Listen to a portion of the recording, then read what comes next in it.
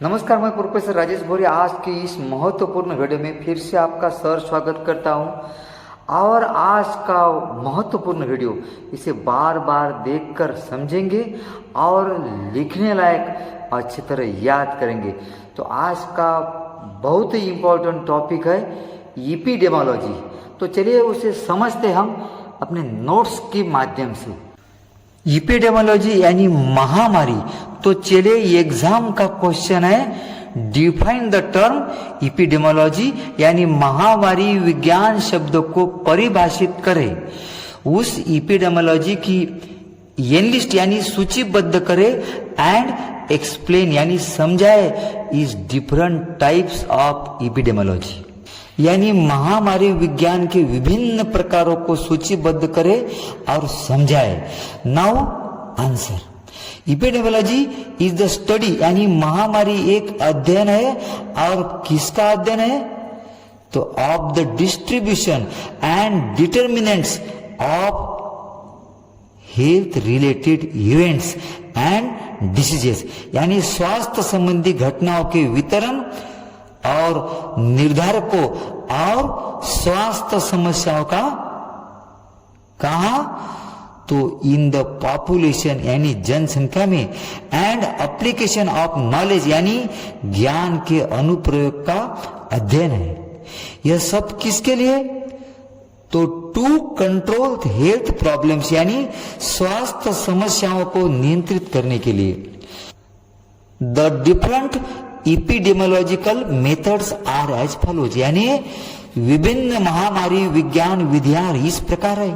First, descriptive epidemiology यानी वर्णनात्मक महामारी विज्ञान। सेकंड, एनालिटिकल एपिडेमियोलॉजी यानी विश्लेषणात्मक महामारी विज्ञान। तीसरा, एक्सपेरिमेंटल एपिडेमियोलॉजी यानी प्रायोगिक महामारी विज्ञान। यह लिस्ट याद करने के लिए एक मेमोरी टेक्निक हम ADE यानी एक सरनेम है हमारे दोस्त का आडे का सहारा लेते हैं। तो A for analytical, D for descriptive and E for experimental.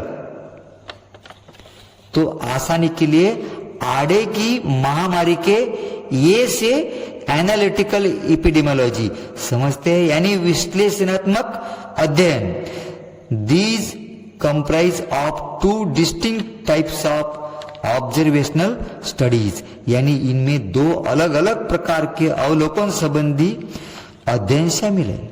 ये केस कंट्रोल स्टडी यानी केस नियंत्रण अध्ययन।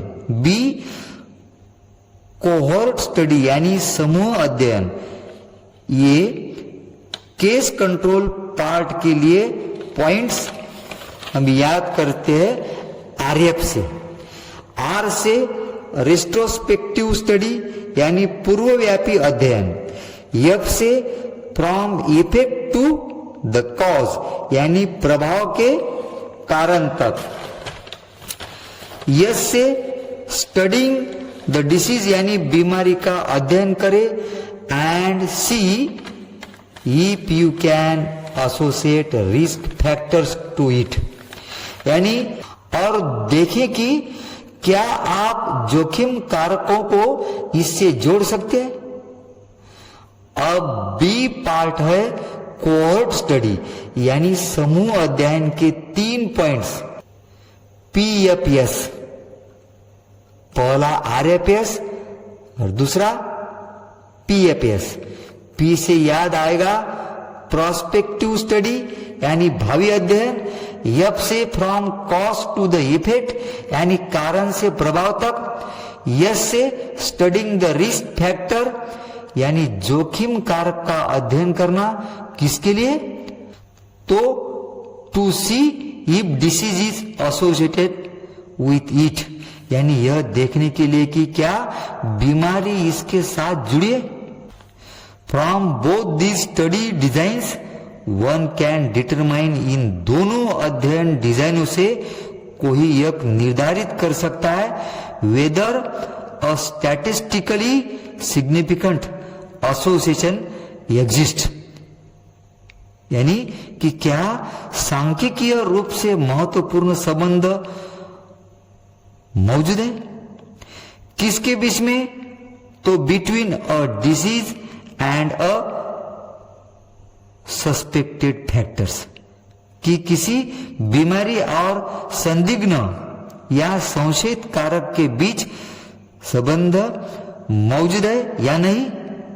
And if one exist the strength of association, और यदि संबंध है, मौजूद है, तो संबंध की ताकत क्या है। अब आडे के हिसाब से हमने ये से एनालिटिकल एपिडेमियोलॉजी देखा, अब डी से डिस्क्रिप्टिव एपिडेमियोलॉजी यानी वर्णनात्मक महामारी विज्ञान। Descriptive studies are concerned with, यानी वर्णनात्मक अध्ययन संबंधित है, किसके संबंधित है?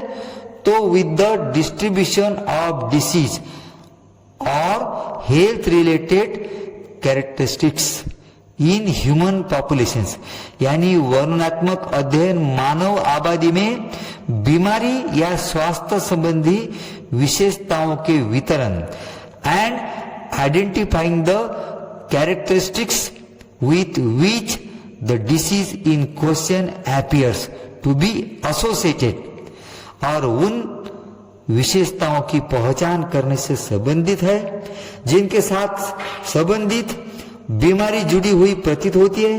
That is time of the disease occurrences, जैसे बीमारी होने का समय, place where the disease is occurring, वह स्थान जहां बीमारी हो रही है, and who is affected by the disease, generally population, और कौन इससे प्रभावित है।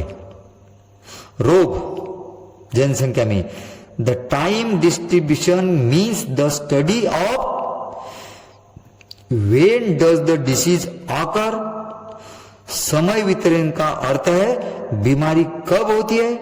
For example water borne gastrointestinal infections occur more frequently during summer season.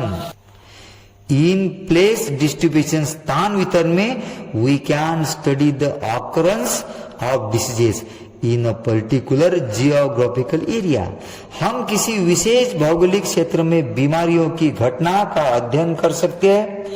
There may be difference in occurrence between villages, cities, states, countries, यानी गांवों, शहरों, राज्यों, देशों के बीच घटना में अंतर हो सकता है। Guinea worms are more common in Rajasthan than in Jammu and Kashmir, यानी गिनी कीड़े जम्मू और कश्मीर की तुलना में अधिक आम है।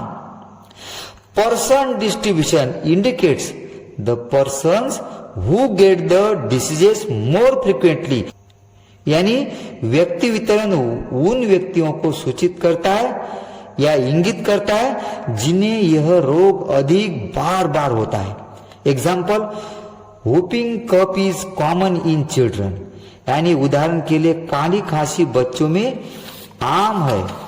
अब तीसरा पार्ट है आड़े के ई से एक्सपेरिमेंटल एपिडेमियोलॉजी, यानी प्रायोगिक महामारी विज्ञान।